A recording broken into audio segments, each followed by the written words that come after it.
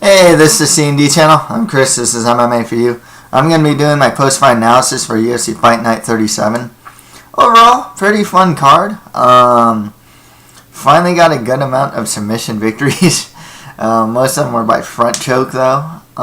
Heck, all of them were by front choke though, which isn't a bad thing at all. Got a couple TKO wins as well. So yeah, overall it was a fun card. You know, there weren't too many like stinkers, except for like Michael Johnson, Melvin Gillard. My picks were pretty good. I got 7 out of 9. The two that I missed would be Claudio Enrique da Silva versus Brad Scott, and Alir Latifi versus Cyril Diabate. Bonuses, you got Gustafson versus Manuel, got Fight of the Night. And Gunnar Nelson and Alexander Gustafsson got Performance of the Night awards. One thing to note was the new announced team with Dan Hardy and John Gooden. I like that team. Actually, I probably like their team a lot. I'm actually not a big Dan Hardy fan, but I can dig him in this role. I think he's actually really good as an announcer and as an interviewer. I thought he added technical analysis. Was good and did fine play-by-play. You know, he's pretty experienced. I think he did Cage Warriors. So, you know. I don't know who the ring announcer was. I thought he was alright. I know others didn't like him very much, but I thought he was fine. So, yeah, let's get started. Alexander Gustafsson beat Jimmy Manuwa by TKO, knees and punches. As a knee and then punches. 1 minute and 18 seconds in the second round. Yeah, I gotta mention about the epic fail that was Gustafsson's attempted front handspring. Cool that he tried it, but you know, the fact that he did it wrong. I actually used to break dance, so you know, I know how to do moves like that correctly. And yeah, Gustafsson, good effort, but yeah, I mean, landing on your butt like that isn't the right way to do it. Otherwise, fine performance. You know, in the first round, he showed his improved grappling skills. It's something that's just been developing. Heck, ever since he fought like Phil Davis, even before he was with Alliance. To be honest with you, I remember when he fought like Davis, I was like, man, this guy's takedown defense is pretty good. Like Davis had a really hard time taking Gustafsson down, and then more and more, you got to see a lot more of Gustafsson's offensive grappling chops as well. I believe he beat James DeHuno by rear naked choke. I think he beat Diabate too by rear naked choke. I'm not too sure. But yeah, then you saw him take down like John Jones, and it's like, yeah, you know, this guy is really developing into an extremely well-rounded fighter, an elite fighter, you know, and the idea of him possibly beating Jones isn't that far-fetched. And in some opinions, a lot of people thought he won the first 3 rounds against John Jones, and or if Jones didn't manage hit, I think it was a spinning back elbow in the late 3rd or 4th round, I forgot. Gustafsson actually could have won the whole fight. This fight though is really interesting just because you got to see Gustafsson use his takedown ability. He's going for an arm. Wasn't really doing ground and pound though. It's mainly going for a submission, arm lock submissions from half guard. And in that respect, you can tell he still needs work, because one, he'd get a much better leverage and a much better position if he tried to actually pass to a more dominant position like a side mount or a full mount to try those type of arm locks. Not saying it doesn't exist. They do exist from the half guard. They're just harder to get. It's harder to get the leverage. it's easier for the opponent to defend from that position. Also, Manuel's just a really strong guy as well. Nonetheless, you got to see him work a lot of his offensive grappling in the first. He did get hit with a body shot that looked like it kind of hurt Gustafsson, but otherwise he was fine. In the second round, he went after it. It's just funny because Manuel is really good with knees, and Gustafsson started the final flurry with a knee to the chin pretty much for the tie blow. Follow-up punches. Don't even think it was an early stoppage. I thought it was a fine stoppage. And, Gustafsson gets the winner of Jones versus Teixeira. I mean, that's what Dana White said. That's what most fans want to see. Now, this also begs the question, this was on the UFC Fight Pass.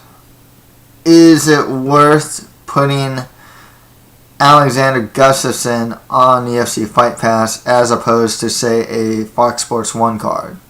Main eventing that. Or even, maybe not even main eventing, but maybe being on one of the Fox main cards and getting more exposure. There's arguments here because, this card was made for the European audiences, and I think they're going to have a lot more cards in Europe now. So that, in that sense, you want to definitely put your best foot forward, I suppose. And I think what one guy said is when they go to the O2 Arena for it's you're having a U.S. an American MMA UFC card in London. Now it's almost like with the announce team, that announcer, some of the guys that are on the card, a lot of them are, there's a lot of local fighters. You're almost getting a very European style UFC fight card in Europe, in a sense. I know this distinction seems a bit strange, but it's kind of true. If you really analyze it, it's kind of true. You're making the product, you're making the UFC product specific to that region instead of bringing it from the U.S. to a new region. You're integrating it to that region, and in that sense, maybe you have to have Gustafsson versus Manuel in there. I know Manuel's English himself. Gustafsson's Swedish, but very popular. I hear he's getting popular in just the European market in general, especially in Sweden, of course. So, I mean, I guess I'm just arguing visibility. This guy is most likely he's going to fight John Jones next, unless Jones loses to Teixeira somehow. And it's a hotly anticipated rematch. But wouldn't you want to see... The argument then becomes, don't you want to see this performance on a bigger stage where more people are going to see it, like on Fox or something, and would probably want to order the pay-per-view to see the rematch as opposed to putting it on Fight Pass? That's one of the things about Fight Pass moving forward. Who gets the main event? I mean, we got Dong Hyun Kim versus John Hathaway in the last Fight Pass. I thought that was fine. Dong Hyun Kim, he pretty much won the fight that will get him in the top 10. Whereas this is the fight that gets him number one contendership. I mean, there's a very big difference as far as where some of these fighters are. Nonetheless, great performance from Gustafsson. I assume I'm picking Jones to beat Teixeira. I am very much looking forward to seeing Jones versus Gustafsson too. As far as Jimmy Manuwa goes, though, he actually didn't have that worst showing here. I have to say, He managed to hit Gustin clean a couple times. But obviously, the guy's 34. Doesn't have the longest MMA career, though. Still a very strong kickboxer. And his grappling is improving despite what we saw here. But I don't know if he's ever going to be a title challenger. I think he'll be a top 10 guy. I think he can beat some of the more aging veterans like Lil Nogueira, Dan Henderson, probably even Shogun at this point. I think he can beat guys like that. I think he might have trouble with guys that might take him down. Phil Davis, Rashad Evans, more specifically. Bader would be an interesting opponent for him. Bader would probably try and take him down. Manuel could probably beat him up standing up. A guy like Glover Teixeira, should he lose to John Jones, could be a next potential opponent for Manuel. If the fight stays standing, I'd actually kind of favor Manuel at this point. But if Teixeira takes it to the ground, I'd definitely go with Teixeira. So, there's some good fights for Jimmy Manuel for sure. You can get the winner of Davis versus Anthony Johnson, or loser of that one, my bad. Something like that. I would kind of like to see him get like the winner or loser of Henderson versus Shogun. I think that's one of the more appropriate fights for him. The next fight after that, Michael Johnson beat Melvin Gillard by unanimous decision. Man, what a poor performance from Melvin Gillard. I don't know. Counter striking, looking for a right hand. I think Johnson fell for it in the first, but otherwise, poor performance from Gillard. You never know where his head is at, and that's one of the reasons why I picked Michael Johnson to win this. Johnson under the Black Zillions. I say it a lot now. The Black Zillions really do help with striking. Other aspects of MMA are a bit questionable. I've seen guys that fight in Black Zillions put on their back, and they're just like a fish out of water. Michael Johnson included. Now, though, I like the way Michael Johnson's his overall athleticism. He moves really well. He has really good footwork. And his combination striking has definitely put him in a place to be more closer to a top 10 fighter at this point. Takedown defense is improving. Once he's put on his back, though, I have not seen great results. And we're talking against like Miles Jury, Danny Castillo, Reza Madadi. He shouldn't have lost to him. He's probably a better fighter now than when he fought those guys. I think he is. But, a guy that will test his wrestling is a guy that I think Johnson should fight. I think a next appropriate opponent for Johnson would be the winner of Jim Miller versus Bobby Green. So no one else I would truly say should get Michael Johnson next. Maybe you can go Cerrone. Cerrone's coming off that big win over man, I forgot his name, Brazilian guy. Yeah, forgot his name. No, but he's coming off that big head kick win. That would be a good fight for Michael Johnson as well. I mean, it's more like the quote unquote like gatekeeper to the top type guys, like a Jim Miller, like a Cerrone. Of course, if Bobby Green beats Jim Miller, Green versus Johnson be a very interesting matchup as well. Melvin Gillard, man, just give him some like mid or lower tier guy that he can beat up.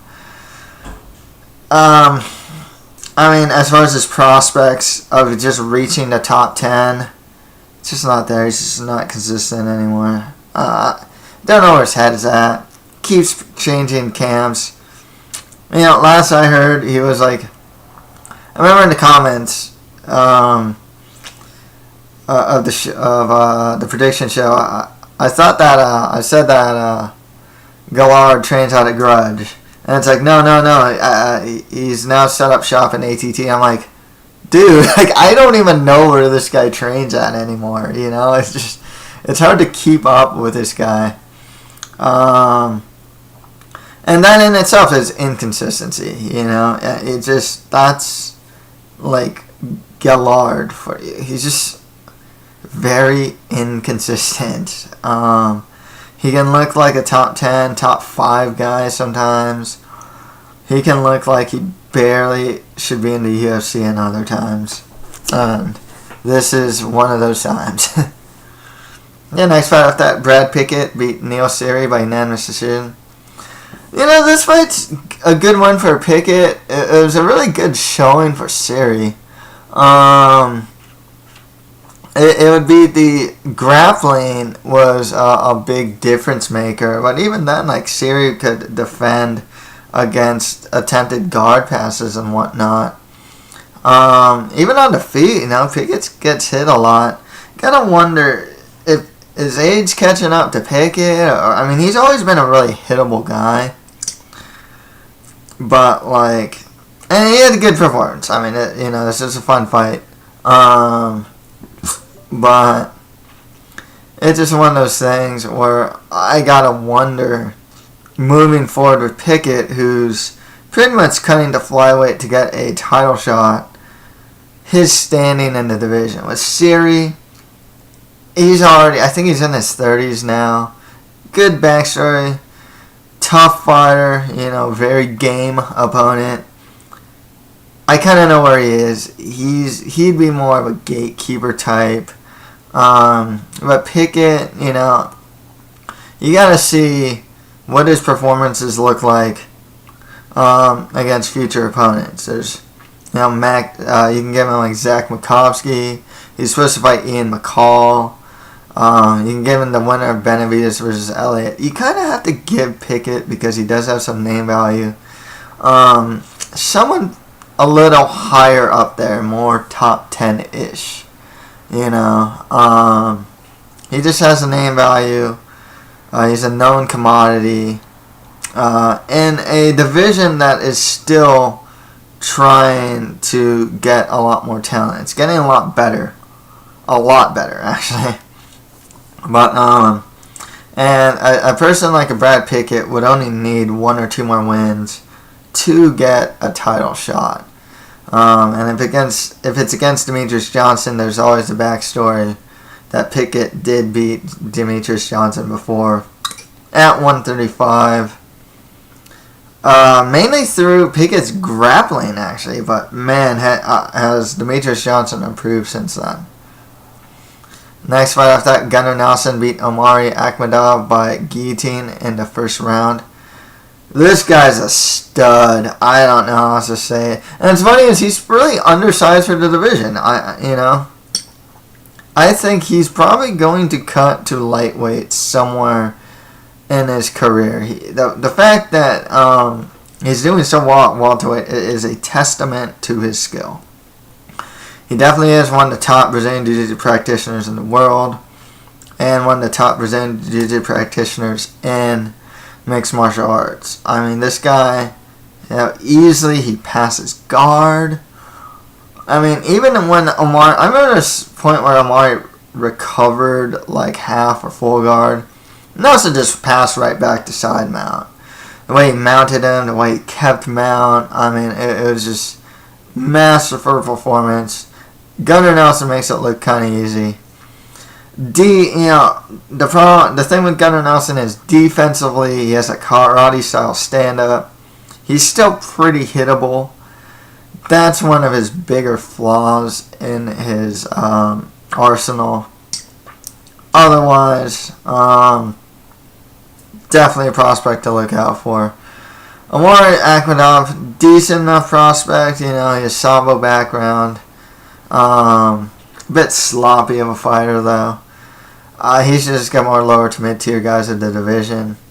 Gunnar Nelson though, liked what I saw. I'm thinking he gets Mike Pyle next. Someone just in that mid-level. Mike Pyle's always a great mid-level guy to test yourself against. Other opponents that he can fight would be the winner of Rick Story versus Kelvin Gastelum. Gunnar Nelson's definitely someone I'm looking out, He's always someone I'm looking out for. He's a guy I've been hearing about for a long time as a great prospect. I think he took some time off, improved his wrestling a lot. But he took time off to improve other aspects of his game. Now, he's in the UFC and he just looks great. Okay, on to the prelims. Alir Latifi beat Cyril Diabate by... there's a name for this choke. It's Chancery choke or something like that. Some also just say it was a neck crank in the first round. Diabate retired after this fight. I thought he'd be able to use his length against Latifi, but one thing you got to say about Latifi, I mean, this guy is a strong dude. He is short, stocky, and a pretty tough guy. He's a decent wrestler, pretty good grappler, has some good ground and pound. I personally think he should cut to 185. I think there's going to have a lot of big light heavyweights that will be able to probably fight Latifi at range, maybe, and defend his takedowns. Some guys that are bigger light heavyweights might be able to even take Latifi down, possibly. But yeah, Latifi, not the word, good mid-level guy, but I think he'd be better suited at middleweight. Just more mid to lower tier fighters of whatever division he ends up going to. With Cyril Diabate, man, this guy's a guy I always underestimate. He almost always proves me wrong.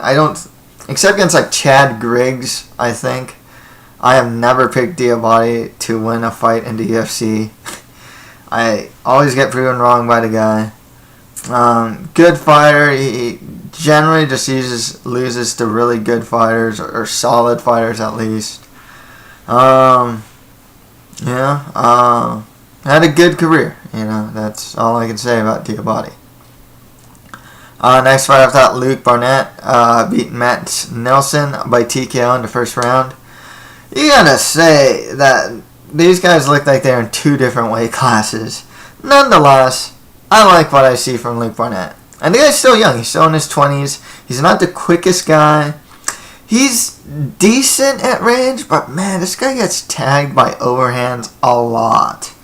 I mean, I guess that's what the smaller guy does to the taller guys, throw overhands, but he gets hit a lot by those. But he does pump out the jab.